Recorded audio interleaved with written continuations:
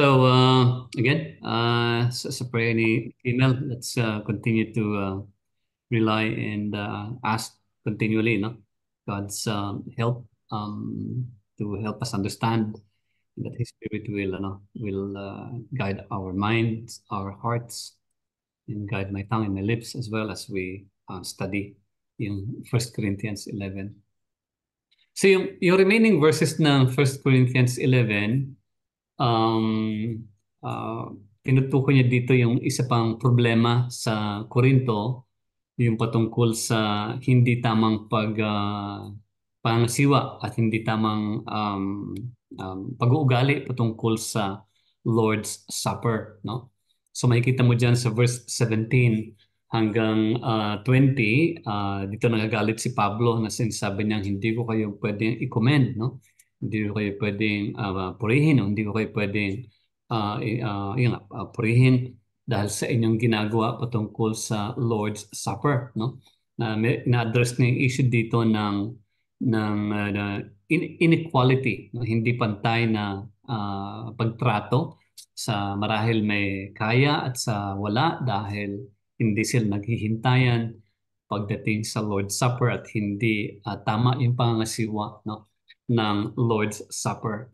So babasahin natin yung passage paunti-unti, but sa 17 to 22, makikita natin dito yung problema na binabanggit ni Pablo nung sinabi niyang, when you come together as a church, sabi sa verse 18, I hear that there are divisions among you. Meron na naman silang faction. Yung faction na ito, hindi yung faction katulad sa chapter 3 na merong rivalry between Apollos, Cephas, and Paul. Hindi yun ang problema sa chapter 11. But rather, yung problema dito tinutukoy niya is yung patungkol sa pag-observe ng Lord's Supper. Sabi niya sa verse 20, when you come together, it is not the Lord's Supper that you eat, no? Dahil sa pagkain, sabi niya, everyone or each one goes ahead with his own meal, no? One goes hungry, another gets drunk, no? What? Sabi niya dito sa verse 22. Medyo exclamation point pa, no? Do you not have houses? Di ba? Meron kayong mga bahay na doon kayo pwedeng kumain at uminom. Pagdating dito sa Lord's Supper, mali yung kanilang pag-observe. Kaya sabi niya dito, what shall I say to you? Shall I commend you in this? Dapat ko ba kayong papurihan sa ginagawa ninyong ito? Sabi niya, no, I will not. And then doon niya binanggit na, for I received from the Lord what I also delivered to you. So dito niya binanggit ngayon yung tamang observe, pangangasiwa o pag-administer ng Lord's Supper. Know that the Lord Jesus in the night, when He was betrayed, took bread, and when He had given thanks, He broke it and said, this is my body, which is for you. Do this in remembrance of me. In the same way, He also took the cup after supper, saying, this is the cup is the new covenant in my blood. Do this as often as you drink it in remembrance of me. For as often as you eat this bread and drink the cup, you proclaim the Lord's death until He comes. So, tignan natin yung kahalagahan ng Lord's Supper, no? Dahil sa Korinto, hindi naging tama yung kanilang pag-uugali, yung kanilang pag-observe, pangasiwa ng Lord's Supper. So, importanteng balikan natin yung kahalagahan ng Lord's Supper. Mga bagay na dapat nating bigyan ng kahalagahan is yung una, ang Panginoong Jesus ang siyang nagtakda, no? Ang siyang nagtakda ng Lord's Supper, no? The Lord Jesus Himself was the one who instituted, siyang nag-utos, siyang nagtakda, siyang nagbigyan ng direktiba, ng kautusan na isagawa itong Lord's Supper, no? Makikita natin yan sa Matthew 26, maging sa Mark chapter 14, and sa Luke chapter 22. Makikita mo doon yung iba't ibang version ng mga evangelists, pero iisa yung substance, no? Iisa yung substance where the Lord Jesus here took the bread, after giving thanks, after blessing it, He broke it and gave it to the disciples at sabi niya, take, eat, this is my body. And then He took the cup, and when He had given thanks, He gave it to them, saying, drink, this is my blood of the covenant. So, very, very, mahalaga yung mga salitang yun, no? This is my blood of the covenant, which is poured out for many Sa Matthew 26, sinabi doon for the forgiveness of sins, no? And then sa Mark, sinabi niya rin yun na this is my blood of the covenant, which is poured out for many. And then sa Luke chapter 22, ganun din ang sinasabi niya, this is my body which is given for you. Do this in remembrance of me, no? And likewise, the cup after they had eaten, sabi niya sa verse 20, this cup that is poured out for you is the new covenant in my blood. Mga mahahalagang terminology, mahahalagang salita katulad ng poured out for many, no, for the forgiveness of sins. Mga mahahalagang terminology katulad ng blood of the covenant, no.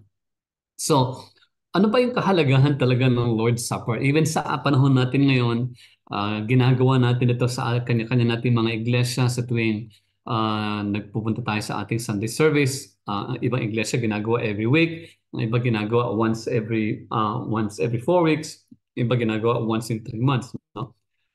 So ginagawa natin ito, ano yung essence, ano yung kahalagahan, ano yung dapat na asal or behavior natin pagka ino-observe natin ang Lord's Supper. What is the significance and the importance of this Lord's Supper? Sabi nga natin, ito ay itinakda ng Panginoong Hesukristo, no? And makikita natin, of course, kinary over ito ng mga disipulo sa Acts chapter 2. Nakikita mo sa historical account ng first century church. Sinabi din ni Luke doon na yung early church, ganito rin ang kanilang ginagawa sa tuwing nagtitipon-tipon sila, no? They devoted themselves to the teaching, to the fellowship, and to the breaking of bread and prayer. So palaging kasama doon yung Lord's Supper, otherwise known also as the breaking of the bread.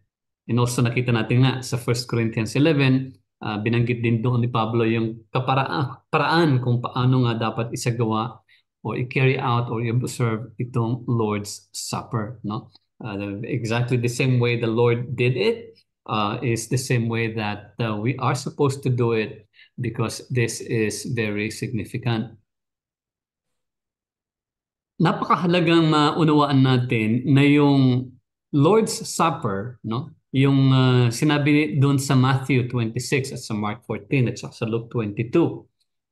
Nung nagkaroon ng Lord's Supper o yung the Last Supper kung tawagin na iba, no? Yung Last Supper na yan o Lord's Supper na yan, ito ay ginanap sa isang napakahalagang event, no? Na ginagawa lagi ng mga Hudyo taon-taon. Ito nga yung Passover, no? Yan ang second thing na dapat natin maunawaan, no? So, una sabi natin, the Lord's Supper, ito ay itinakda ng Panginoong Hesus. Siyang nag-utos nito, siyang nagtakda nito, at ito ay ginawa, yung Lord's Supper na yan, yung Last Supper, ginanap ito sa napakahalagang araw para sa mga Hudyo. Ito nga yung kinagabihan ng Passover, no? Makikita mo yan again sa Matthew 26, sa mga earlier verses. Sinabi doon sa Matthew 26 verse 17, no? On the first day of the festival of unleavened bread, the disciples came to Jesus and asked, "Where do you want us to make preparations for you to eat the Passover?" No? And then he replied sa verse 18, "Go into the city to a certain man and tell him, the teacher says, my appointed time is near. I am going to celebrate the Passover with my disciples at your house." So the disciples did as Jesus had directed them and prepared the Passover. So yung Passover na yan, ito yung Lord's Supper na ginanap, no? So the Last Supper, the Lord's Supper was held on the night of the Passover. Sabi natin, yung Passover niyan, very significant yan sa kalendaryo ng mga Hudyo dahil yan iniutos ng Diyos na gawin taon-taon, no? Ganon din sa Mark 14, makikita mo doon the same. Kung ano yung narration ni Matthew, ganon din yung pagkaka-narrate ni Mark, ganon din ang narration ni Luke, no? Na sinasabi doon na tinatanong ng mga disciples si Jesus, "Where do you want us to go and prepare for the Passover?" Yun. So talagang yung Last Supper na yun, Lord's Supper na yun was held at the night, no, of the Passover, which is isang napakahalagang event para sa mga Hudyo. So, alam natin yung Passover, no? alam natin yung Passover, you go back to Exodus, makikita mo doon yung salaysay ni Moses, yung pagsulat ni Moses kung papaano pinakawalan ng Panginoon Diyos yung mga Hudyo mula sa kamay ng mga Egyptians, no? And that is through yung last plague nga, which we will explain later. Pero yung Passover na yun is very significant dahil yun ang simula ng pagiging nation, no, ng Israel, kumbaga ng mga Hudyo, no. Yun ang simulan ng kanilang kalayaan mula sa slavery, pagiging alipin ng mga Egyptians, no. Sa Old Testament, kung babasahin natin yung Old Testament, ilang beses binanggit doon yung patungkol sa Exodus, yung patungkol sa pag-alis ng mga Hudyo mula sa Egypt onto the Promised Land. Ilang beses binanggit sa Bible yan. Sa Old Testament lang yan. Makikita mo sa screen mo, these are just some of the few passages na kung saan binanggit doon. May reference lagi yung patungkol sa Exodus or God being called as the Redeemer na siyang tumubos. Sabi ng isang gifted na scholar natin sa panahon natin ngayon, si Desmond Alexander, sinabi niya, yung expression ng out of Egypt, yung binanggit sa Exodus na I will redeem them out of Egypt or out of the land of Egypt. Sabi niya, sa Old Testament pa lang, mahigit 100 beses ginamit yung expression na out of Egypt o di kaya yung out of the land of Egypt. Binanggit niya ng maraming beses, hindi lang sa Exodus, kundi sa iba't ibang libro which were written on separate times, sometimes a decade, sometimes centuries or hundreds of years ang pagitan, laging may reference patungkol sa out of Egypt or out of the land of Egypt. Bakit? Kasi napakahalaga nung Passover, no? So, balikan lang natin. Alam ko na familiar tayo sa Passover, but let's go back sa Passover, no? Balikan natin yung kwento para makita natin yung konteksto nun, no? So, kung babasahin niyo yung Exodus sa chapter 1 pa lamang, makikita natin doon na ang mga Hudyo nasa Egypt for 430 years and ginagawa silang alipin ng Egyptians. Sila ay nanalangin na sila ay pakawalan, and sabi ng Exodus, God heard their cry and tinawag ng Panginoon Diyos si Moses upang siyang manguna na palayain ang mga Hudyo mula sa Egypt, no? Pero we have to understand na sa simula pa lang, sa chapter 4 pa lang ng Exodus, binanggit na ng Panginoon Diyos ang mangyayari, no? Na mamamatay yung mga firstborn son, mga unang anak na lalaki, mamamatay, at yun ang magiging dahilan para palalayain ang mga Hudyo from the Egyptians, no? Mula sa mga Egyptians. So, alam natin yung kwento sa Exodus, nagpunta si Moses, pero ayaw payagan ni Pharaoh na palayain ng mga Hudyo dahil nga pinatigas ng Diyos ang puso ni Pharaoh, no? Makikita mo sa chapter 4 ng Exodus. And then, ang daming plagues, no? Ang daming, ano Tagalog ng plague? Ang daming, tawag doon? Madaming, Plagues. anong plague ng Tagalog? Ayun. Yung, Talo. ayun, salot. Salot. Thank you very much. Maraming salot, no? Sa 10 salot yan, siyam doon, siyempre pinatigas ng Diyos yung puso ni Pharaoh, and yet ayaw pa rin palayain ng mga Hudyo. Hanggang sa dumating yung huling salot, no? At ito nga, kung babalikan mo sa chapter 4, binanggit na mismo ni Lord kay Moses kung ano yung magiging dahilan kung paano palalayain yung mga Hudyo. Yung sabi nga na mamamatay yung firstborn son ng Pharaoh. And then sa chapter 11 ng Exodus, mas maliwanag, no? Sabi ng Exodus chapter 11, now the Lord said to Moses, I will bring one more plague on Pharaoh and on Egypt. After that, he will let you go from here, and when he does, he will drive you out completely. So Moses said, ito yung sinabi ni Moses, no? Which sinabi ng Diyos sa kanya. This is what the Lord says. About midnight, I will go throughout Egypt. Every firstborn son in Egypt will die, from the firstborn son of Pharaoh who sits on the throne, down to the firstborn son of the female slave who is at her handmill, and all the firstborn of the cattle as well. There will be loud wailing throughout Egypt, worse than there has ever been or ever will be again. So, ito na yung huling salot na ibibigay ng Diyos, kumbaga, no? Na ikukusa ng Diyos sa Egypt para palayain yung mga Hudyo from Egypt. And that is yung every firstborn son, lahat ng mga anak na lalaki, no? Firstborn son sa Egypt, mamamatay yan. Hindi lang yung mga pinuno, kundi pati mga alipin at pati mga hayop. Lahat ng firstborn ng mga hayop mamamatay din, no? Siyempre, yung mga Egyptian, ay yung mga Hudyo, nakatira din sila doon sa loob din ng Egypt, no? Pero para nga maprotektahan yung mga Israelites, no? Para maprotektahan yung mga Israelites, yung mga Hudyo, nagbigay ng kautusan ang Diyos kay Moses na dapat ito ang gawin ninyo para hindi mamatay yung firstborn son ng mga Israelites, no? At makikita mo sa chapter 12 na Exodus yung instructions, no?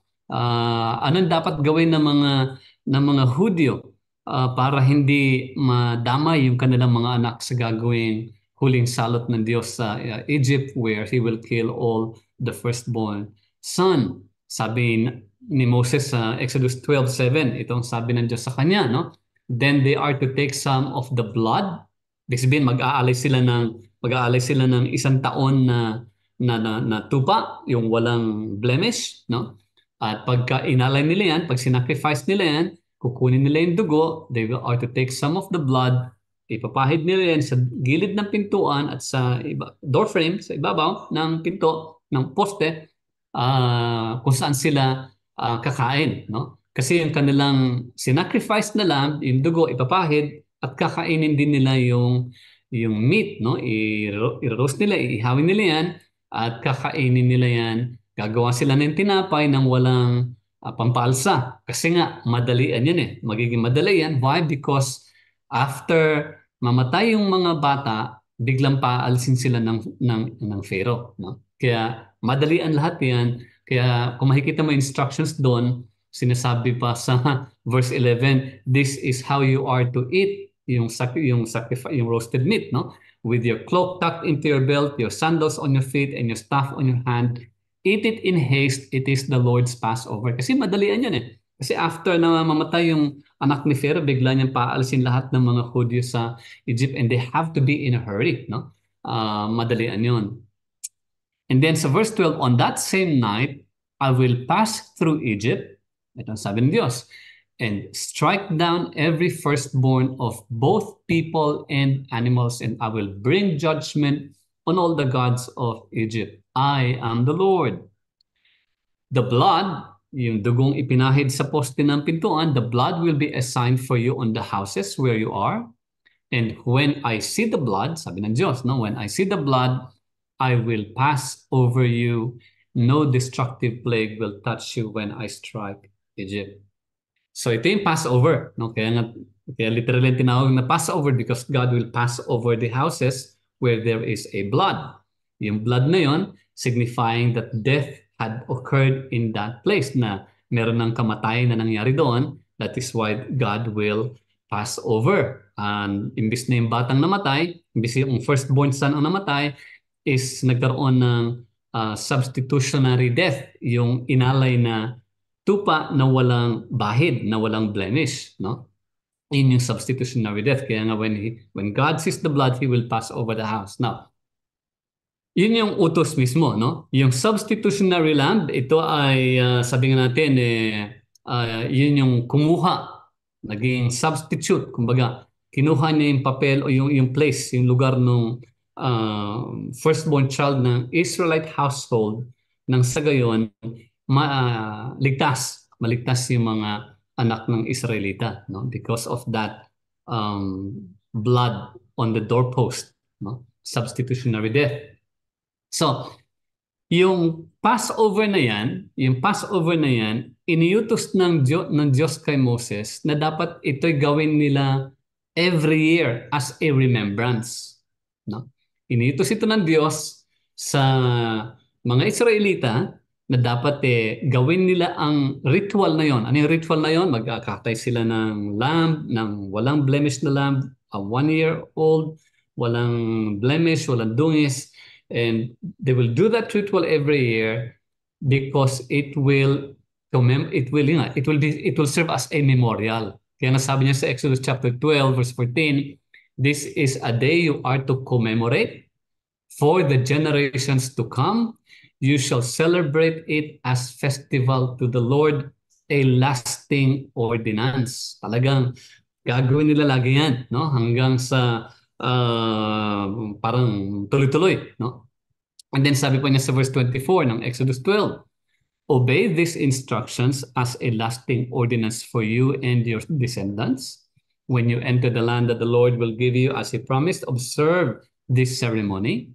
And when your children ask you, what does this ceremony mean to you? Verse 27, then tell them it is the Passover sacrifice to the Lord who passed over the houses of the Israelites in Egypt and spared our homes when he struck down the Egyptians. Then the people bowed down and worshiped. So, yung Passover talaga, utos ng Diyos na gawin every year ng mga Hudyo to commemorate, no? Para ituro sa mga future generations kung sino yung tunay na Diyos. At sino yung tunay na Diyos na yun? Siya yung Diyos na nagpakawala sa mga anak ng Diyos, mga Hudyo, mula sa kapangyarihan ng mga Egyptians, no? Kaya sabi, tell them it is the Passover sacrifice to the Lord who passed over the houses of the Israelites when he struck down the Egyptians. So, mahalaga na maunawaan natin na yung Passover, major event yan every year na ginagawa ng mga Hudyo. Kaya kung babalikan mo doon sa Matthew, no, o even sa Mark and sa Luke, tinatanong ng mga disciples, saan natin gagawin yung Passover meal? Saan natin gagawin to? Saang bahay natin gagawin? So, and the Lord gave them instructions kung saang bahay gagawin yung Passover na yon, yung Passover meal, yung very significant event na yon. And this Passover meal na naganap nung gabi na yon, on the night where the Lord Jesus did the Last Supper or the Lord's Supper, nag-coincide siya eksakto mismo sa night of the Passover meal, no? So makikita mo dito yung kahalagahan, no? Yung Old Testament, Passover requirement, Passover meal ang requirement dahil hindi pa dumarating yung Messiah, no? Nung dumating na yung Messiah, nung wala na yung Passover meal, nagkaroon na ng Lord's Supper at hindi lang Hudyo ang kinakailangan gumawa niyan, but Jew and Gentile as well. Bakit? Kasi ito na yung new covenant. This is now the new covenant. Pinaliwanag yan mismo ni Pablo, no? Nung sinabi niya sa 1 Corinthians 11, nung sinabi niya, this is my body which is for you, do this in remembrance of me. In the same way, also, sa verse 25, he took the cup after supper saying, this cup is the new covenant in my blood. Do this as often as you drink it in remembrance of me. So makikita mo rito na yung Lord's Supper talaga, ginanap siya sa kinagabihan ng Passover meal, which is very significant dahil yung Passover meal, yun ay parang Old Testament ritual that foreshadows, kumbaga sa anino, anino siya ng plano ng Diyos na isakatuparan ang ganap na pagtubos ng kanyang mga anak mula sa pagiging alipin. Tayo alipin ng kasalanan. So, yung Old Testament was a shadow, kaya nga mga tupa na malinis na isang taon. Pagdating ng Panginoong Jesus, remember, nung nakita ni John the Baptist, nung nakita niya si Jesus, ang tawag niya kay Jesus, the Lamb of God, who takes away the sin of the world. Kasi yung mga tupa na inaalay sa Passover, they cannot take away sins. Sabi ng Hebrews, no? Sabi ng Hebrews chapter 8, 9, and 10, yung the blood of the animals cannot forgive sins. Pero yung blood ng Panginoong Jesus Sabi nga ni John, He is the Lamb of God who takes away the sin of the world. Nakita ni John ngayon yung kahalagahan ng papel na gagampanan ng Panginoong Hesus na siya ang magbibigay ng sakatuparan ng ganap na pagkatubos ng tao mula sa kanilang kasalanan. No? So, yung Lord's Supper, sabi natin, yung Passover, kinakailangan gawin ng mga Hudyo yun to commemorate as memorial, no? Memorial para maalala nila yung ginawang matinding kapangyarihan ng Diyos na pinakawalan ang mga Hudyo from the Egyptians. Sa Old Testament, yung Exodus ang pinaka-major event sa Old Testament, no? Kung titignan mo, sabi nga natin, ilang beses binanggit yan sa iba't ibang libro ng Old Testament. Sabi ni Desmond Alexander, more than 114 times, no? And not to include Exodus. Sa ibang books na lang laging binabanggit yan. Why? Because it was a major event. Redemption. Yun yung shadow, yun yung anino. And ang tunay na kaganapan niyan is na kay Kristo Jesus, dahil sabi nga ni John, nung nakita niya, He is the Lamb of God who takes away the sin of the world. 1 Peter 1:9, ganun din, nung nakita yung sabi ni Peter, si Jesus Christ, dahil sa kanya meron tayong kapatawaran. We have redemption and the forgiveness of sins, sabi niya, through the Lamb, Jesus Christ who is without sin and without blemish. No? Yun din sinasabi ni Peter sa 1 Peter 1. So, makikita natin dito na yung similarity, no? Similarity ng Exodus event, ng Passover at nung kay Jesus Christ, no? Yung similarity niya, importante, yung sa lamb na lang yung lamb. Yung tupa na isinacrifice nung night of the Passover, ito ay nagbigay ng kaligtasan doon sa mga anak ng mga Israelite household, no? Naligtas sila from the angel of death, from death.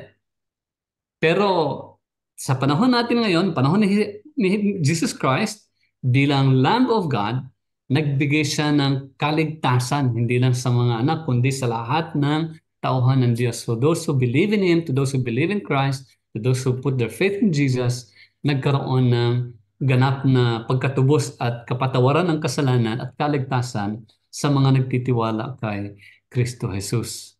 So, again, yung Lord's Supper, ginanap siya sa mahalagang gabi na inobserve ng mga Hudyo, Passover.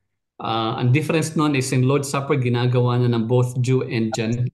Yung Passover nun, dahil wala pa yung Messiah, ginagawa nila yan as memorial ng mga Hudyo to remember and to commemorate the great work of God in redeeming the Jews, the Israelites from Egyptian slavery. So, again, bakit ginawa ng Panginoon Jesus, no? Bakit niya isinabay, o di kaya bakit niya ginawa yung Last Supper, yung Lord's Supper sa gabi mismo ng Passover, no?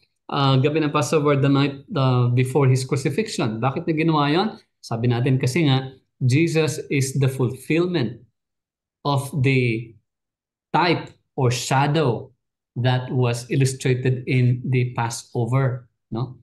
Yung sabi natin kanina na yung blood ng tupa hindi nagbibigay ng kapatawaran sa kasalanan. Ito ay anino lamang ng gagawin ng Panginoong Hesus na magbibigay ng kapatawaran sa mga nagtitiwala sa Kanya, no? Sa mga naniniwala at nagtitiwala kay Kristo Jesus, no? Kaya nga sinabi niya, this cup is the blood of the new covenant.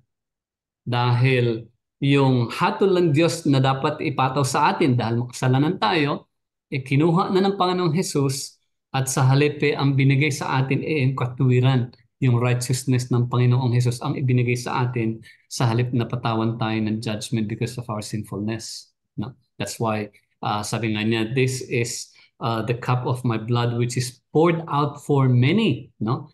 For the forgiveness of sins. Yung Last Supper na yon, ito'y sabi natin, that was the eve of the fulfillment of the new covenant. Katuparan ito ng new covenant, bagong kasunduan, bagong kobenanta o barit, kumbaga, no? Bagong agreement or promise, kumbaga, na ipinangako at iprinophesy ng Old Testament prophet natin katulad si Jeremiah, no? Sabi ni Jeremiah sa chapter 31, no? Jeremiah 31, sabi niya, "Behold, the days are coming, declares the Lord, when I will make a new covenant with the house of Israel and the house of Judah," no? "Not like the covenant that I made with their fathers on the day when I took them by the hand to bring them out of the land of Egypt, my covenant that they broke." So, ito na yung new covenant na sinasabi ng Panginoon Jesus. Nung in-institute niya yung Lord's Supper, the night of the Passover, ito na yung katuparan ng prophecy ni Jeremiah that God has made a new covenant already. Ginamit ulit ito at kinot ulit ito ng Hebrews chapter 8, if you remember, Hebrews chapter 8.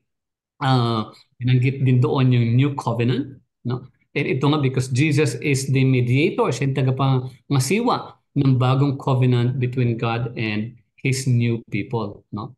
So, yung institution of the Lord's Supper is a very significant event dahil iniutos ito ng Diyos, and this is so that we will always be reminded of what Jesus has done for God's people. Ano yung ginawa niya? Tinubos niya tayo sa ating mga kasalanan, no? Pinalaya tayo sa pagiging alipin ng kasalanan, tinubos tayo at binigyan tayo ng kapatawaran na sa ating mga kasalanan.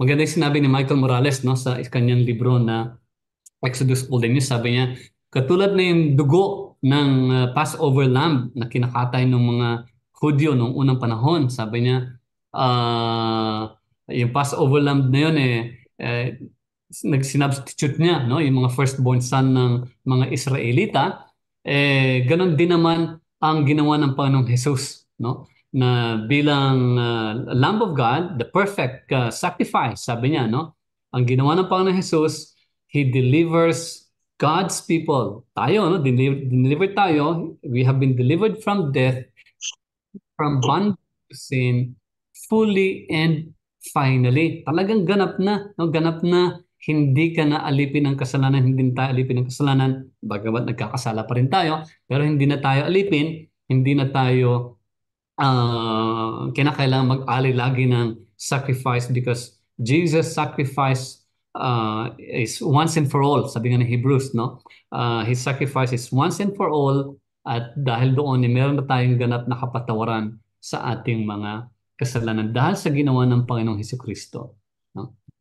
So again, ano yung kahalagahan ngayon ng Lord's Supper? Balikan natin yung kahalagahan ng Lord's Supper. Anong kahalagahan nun? It is a commemoration, bilang pag-alaala, no, sa ginawa ng Diyos, no? Pagtatag ng bagong covenant. Ano yung bagong covenant na yon? Na si Jesus Christ na ang ating high priest, siya yung sacrifice, binigay yung buhay niya para sa atin, para na sa gayon magkaroon tayo ng kapatawaran sa ating kasalanan at magkaroon ng buhay na walang hanggan sa mga nagtitiwala kay Kristo Jesus. Sa tuwing tayo ay nagpapartake ng Lord's Supper, inaalala natin yung ministry, yung ginawa ng Panginoon Hesukristo na nagdusa siya para sa atin, no? Yung remembrance na yan, yung paggunita at pag-alaala na yan,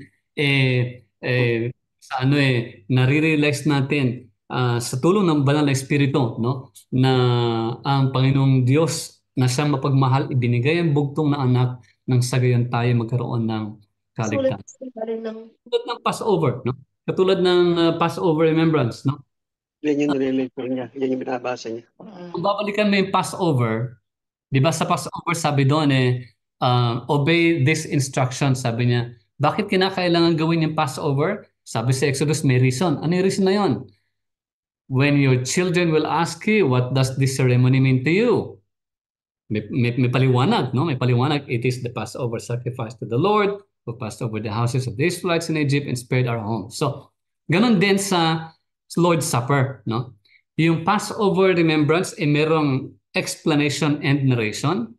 Ganun din sa ating Lord's Supper, no? Nagkakaroon din ng paliwanag kung ano yung ginagawa natin. Ano yung ginagawa natin? Kung ano yung ginawa ng Panginoon Jesus, kung ano yung sinabi ni Pablo sa verses 23, no? Ng 1 Corinthians 11, nung sinabi niya doon na, "For I received from the Lord what I also delivered to you, that the Lord Jesus, in the night he was betrayed, took the bread. Again, the bread signifies the incarnation of Christ, no, na nagkatawan tao siya at nagdusa at the breaking of the bread, nagdusa siya and offered himself as a sacrifice. Yung dugo, of course, sabi natin, is a remembrance ng ating kapatawaran sa ating kasalanan, that because of the life that he offered, the blood that he shed on the cross, namatay siya on our behalf, took the blame on our behalf, took God's judgment on our behalf, and sa halip ang binigay ng Diyos sa atin yung righteousness ng Panginoong Hesukristo. So yung remembrance na yan, pag sinasabi natin we partake of the Lord's Supper, inaalala natin yung kabutihan ng Diyos, yung kadakilang pagmamahal ng Diyos na ipinakita kay Kristo Jesus na siya nagdusa, inalay ang buhay para sa atin. Tayo na ngayon, we are now part of that new covenant, no? Kaya nga sa tuwing nagkakandak tayo ng Lord's Supper, we do it with a thankful heart, affirming that the salvation that we have is because of what Jesus did. Yun ang importanteng pag-aasal natin or behavior natin or ugali natin whenever we partake of the Lord's Supper. Si Michael Green, maganda yung kanyang summary, no? Maganda yung ginawa niyang summary patungkol sa theology nga ng Lord's Supper. At dito sabi niya, when we partake of the Lord's Supper, every time nagpapartake tayo ng Lord's Supper, we look back, no? Sabi niya, ano yung look back na yan? We look back to the death of Christ, which is true. Dahil sabi ng Panginoong Jesus, you do this in remembrance of me, no? We look back. We also look in. Ano yung look in? We self-examine. Sinasabi ni Pablo, no? Sa Corinthians, sabi niya sa verse 27 ng chapter 11, whoever eats the bread or drinks the cup of the Lord in an unworthy manner will be guilty concerning the body and blood of the Lord. Meaning we have to examine ourselves.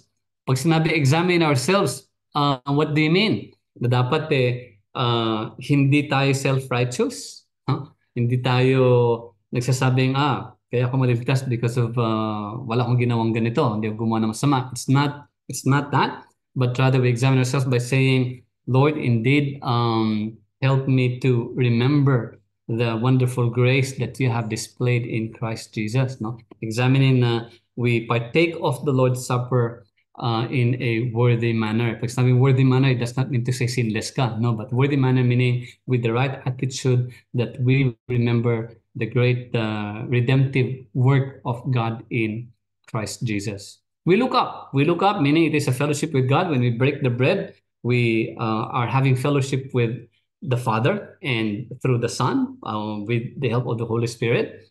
And we also have fellowship with each other. Kaya nga you look around. Kaya nga Lord's Supper, magkakasama lahat sa congregation. We partake of it. We fellowship with one another. And then we look forward. Sabi ni Pablo, do this in remembrance of me. And for as often as you do this, ano sabi niya doon?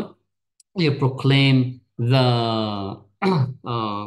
coming of the Lord, no? You proclaim the Lord's death until He comes, no? Doing it until the Lord returns. So we look forward, no? We look forward to Christ's return and the great banquet. Yung great banquet na yan, yung matinding pagsasalo-salo natin, no? And we look outward also, we proclaim God's word to others. So when we partake of the Lord's Supper, ano yun? We are remembering the great love of the Father displayed in Christ Jesus, no? And we become aware of this, we remember this because of the Spirit working in us, making us acknowledge that, yes, indeed, our salvation, no, is through Christ and through Christ alone because of His finished work. So, ano yung attitude natin when it comes to, the Lord's Supper? Hindi lang siya ritual, no? Hindi lang siya ceremonial, hindi siya tradisyon, no? Hindi siya mechanical, no? But it is in the heart. We recognize our need of a Redeemer, yung pangangailangan natin na tagapagligtas, at yung tagapagligtas na yan ay walang iba kundi ang Panginoong Hesukristo lamang, kaya natin ginugunita yung kanyang dakilang ginawa para sa atin, dakilang pagmamahal ng Diyos. So then, sabi ni Pablo dito, verse 33, my brothers, when you come together to eat, sabi niya, wait for one another. If anyone is hungry, let him eat at home so that when you come together, it will not be for judgment. No? So again, yung Lord's Supper doon is more about remembering the great love of the Father in Christ Jesus. No? So sabi natin, mahalaga yung mga terminology na nakikita natin kanina.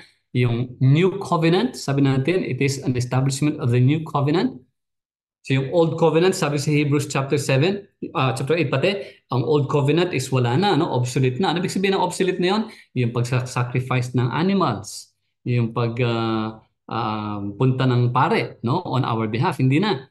Because Jesus is our high priest, tayo royal priesthood na rin tayo. We can come to the Father directly. It's a new covenant. The new covenant where Christ is the mediator of the covenant.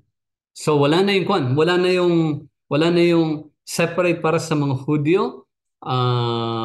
Wala na yun. Iisa na. Kung ano na yung ginagawa ng mga Hudyo noon, na ipagsama na ito sa bagong covenant, ito na yung Lord's Supper.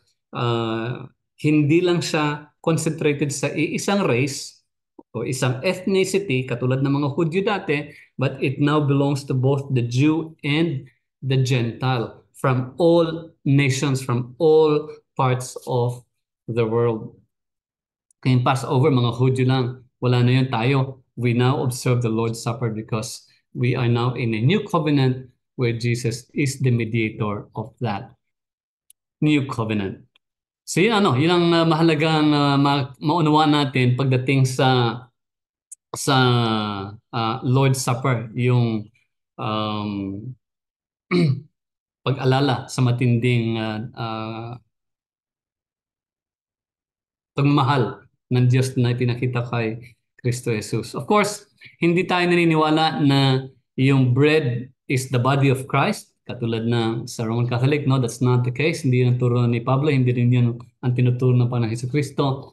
And neither is the wine the actual blood of Christ, hindi rin. No? Because sabi nga ng Hebrews, his sacrifice is only once for all. No? It's only once for all. This is more of a memorial.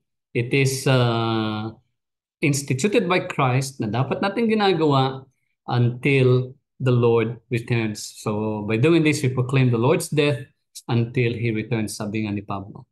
So that is how we should approach the Lord's Supper every time tayo ay merong ginagawang Lord's Supper sa iglesia. No, some churches ginagawa every week. Ibang church ang ginagawa is once a month. May ibang church ginagawang once a year. Parang sa Passover na ginagawa once a year. Wala talagang specific rule kung gaano kadalas gagawin yung Lord's Supper. Ang mahalaga, ang importante is of course dapat ginagawa siya regularly, no? Yung regularly, sabi natin pwedeng weekly, pwedeng annually, pwedeng weekly, monthly, pwedeng quarterly. Of course, may mga disadvantages yung mga nagsasabi pag ginagawa mong once a year lang yan, parang masyadong matagal. We do not give so much importance sa Lord's Supper.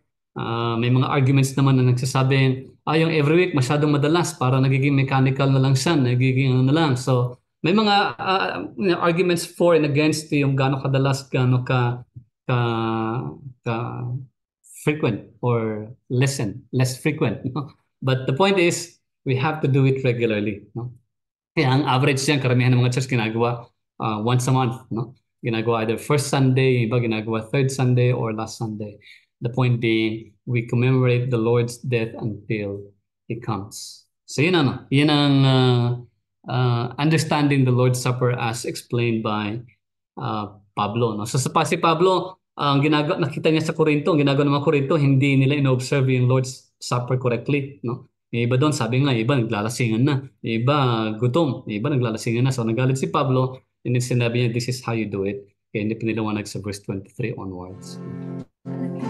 He is Lord. He is Lord. He has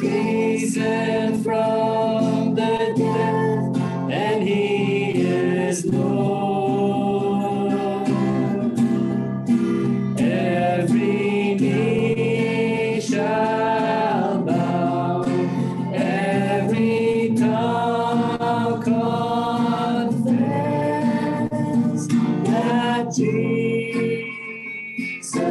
Christ.